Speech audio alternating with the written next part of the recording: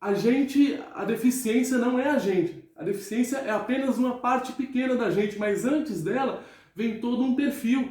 E esse perfil enérgico, que gosta de se movimentar, eu teria com ou sem deficiência, entendeu? A deficiência, ela coloca algumas limitações, ela coloca algumas coisas que eu faço um pouquinho mais devagar em relação às outras pessoas, mas o meu perfil e a minha personalidade é meu, nasceu comigo, alma, espírito, energia. E aí, com tudo isso, eu cheguei, não, eu quero fazer educação física. Aí a diretora falou, não, mas é só você fazer um trabalho. Eu falei, não, eu não quero, eu quero ir lá pra quadra, eu quero pegar sol, eu quero suar. E aí a primeira vez que... Primeiro assim, ninguém me escolhia no futebol, porque quem me escolhesse ficava com o time mais fraco. E aí naquela época ninguém gostava de jogar no gol. E aí eu vi, tava ali de próximo, como sempre, né?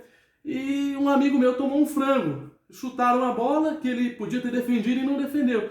E tomava um gol e ia pra linha.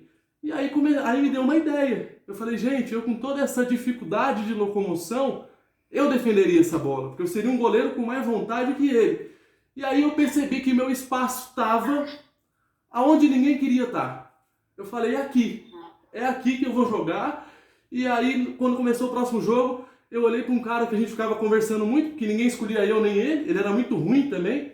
Eu falei, já combinei com ele, falei, nós só temos um jeito de jogar, o que eu fizer você vem comigo. E aí eu falei, agora o próximo jogo, eu vou num gol e ele vai no outro, porque os dois eram ruins, já começava equilibrado, por aí, né?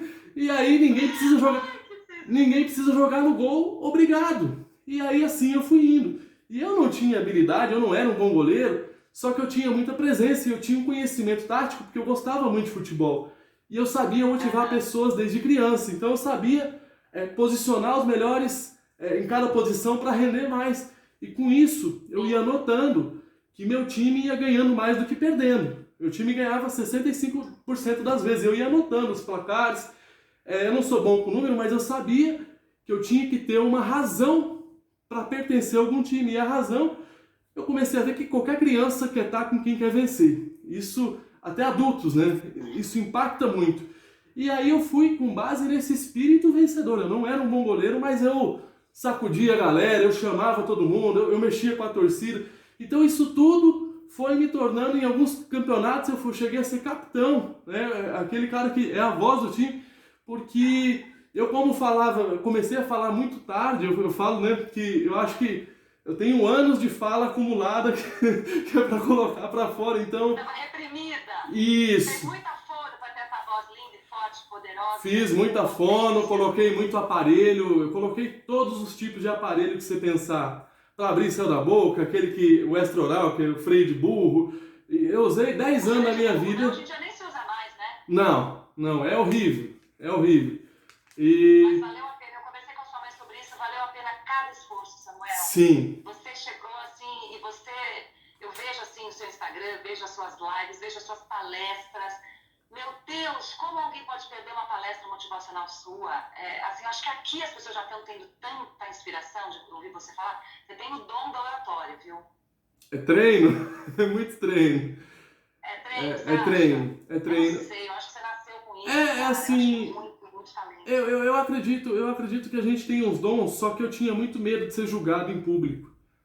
Porque, como eu te disse, eu comecei a falar com 5 anos, e aí eu falava muito errado, assim, no sentido que eu falava, as pessoas não me entendiam, e aí quando elas perguntavam de novo, eu sabia que elas não iam entender, aquilo ali foi... eu fui me protegendo, me defendendo e me retraindo. E aí eu precisei de muitos cursos de desenvolvimento humano para ressignificar isso. E aqui vai uma parte importante. Eu acredito todo esse meu progresso não pela questão física, mas pela questão mental, pela questão de visualização, de espiritualidade, né? Porque a gente está num momento, né, Isa, que as pessoas elas precisam ter muita fé. Independente da crença, mas fé é acreditar naquilo que ainda não existe, mas que você acredita realmente. Porque se você viver uma vida baseada em somente o que ela é muito pequeno. Você tem que acreditar que vai melhorar, você tem que acreditar que isso tudo vai acabar, você tem que acreditar sempre que você pode ser melhor.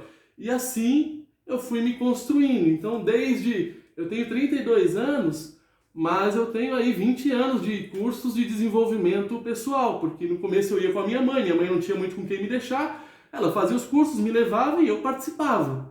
Então eu acredito muito essa parte mental, essa parte de acreditar mesmo e da gente visualizar um futuro que a gente sempre quis estar.